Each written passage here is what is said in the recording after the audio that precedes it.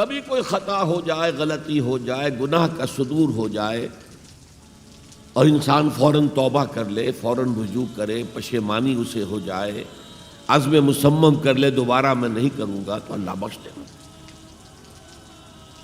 انما التوبۃ علی اللہ للذین یعملون السوء بجہالۃ ثم یتوبون من قریب، سورہ نساء میں فرمایا اللہ کے ذمے ہے ان لوگوں کی توبہ قبول کرنا۔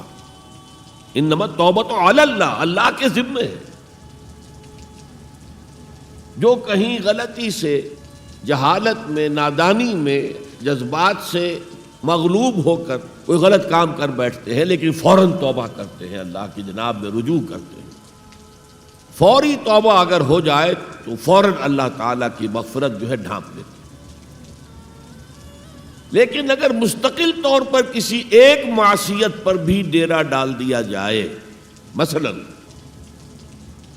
آج کی دنیا میں جو بہت بہت کامن شے ہے، سود جسے اللہ نے حرام قرار دیا، جس پر اللہ کی طرف سے اعلان جنگ ہے، فَأَذَنُوا بِحَرْبٍ مِّنَ اللَّهِ وَرَسُولِهِ، تو سن لو، الٹیمیٹم ہے اللہ اور اس کے رسول کی طرف سے۔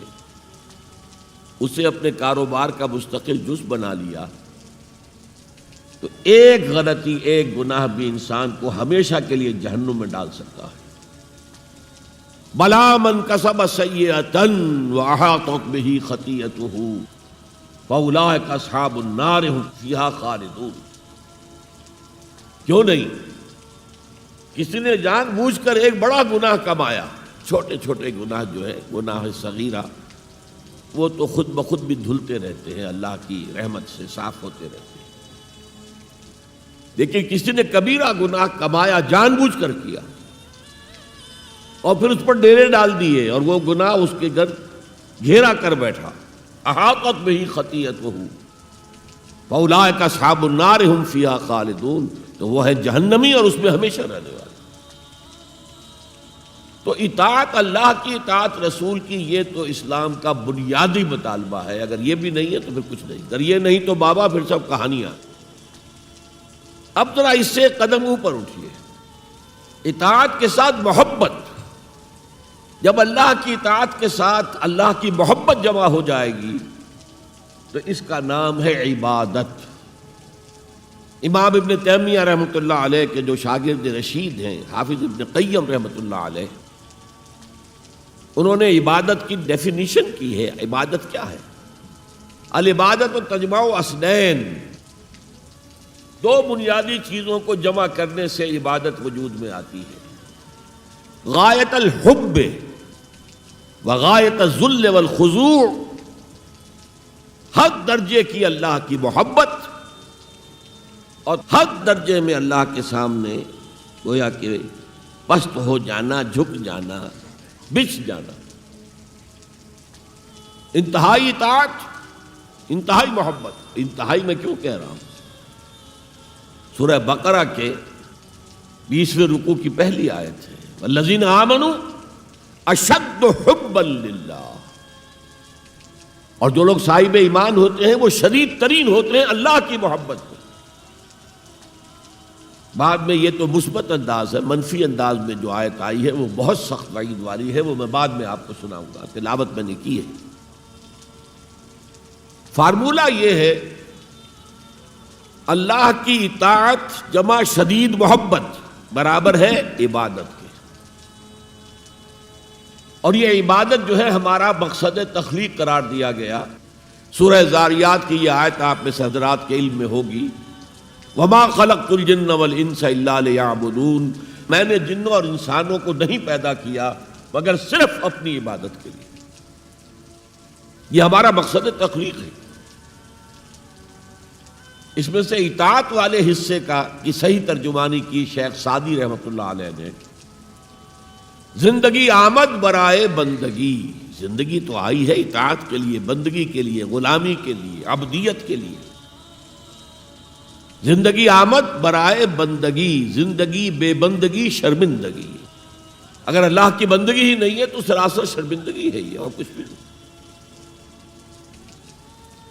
تو اللہ تعالیٰ کی عبادت جس کے لیے ہمیں پیدا کیا گیا، اسی کی دعوت تمام رسولوں نے دی۔ یا قوم اعبدوا اللہ ما لکم من الہ غیرہ، اے میری قوم کے لوگو اللہ کی عبادت کرو، تمہارا کوئی معبود اس کے سوا نہیں ہے۔ حضرت نوح کی دعوت بھی یہی تھی، حضرت ہود کی بھی یہی تھی، حضرت صالح کی بھی یہی تھی، حضرت شعیب کی بھی یہی تھی۔ بس فرق کیا ہے کہ پہلے رسول آتے تھے اپنی اپنی قوموں کی طرف صرف، لہذا آپ کو ان رسولوں کے ضمن میں ملے گا یا قوم اعبدوا اللہ ما لکم من الہ غیرہ، اے میری قوم کے لوگوں اللہ کی عبادت کرو، اللہ کی بندگی کرو، اللہ کی پرستش کرو، اسی کو اپنا محبوب اصلی بناؤ اور اس کے ہر حکم کی اطاعت کرو۔ یا قوم اعبدوا اللہ ما لکم من الہ غیرہ۔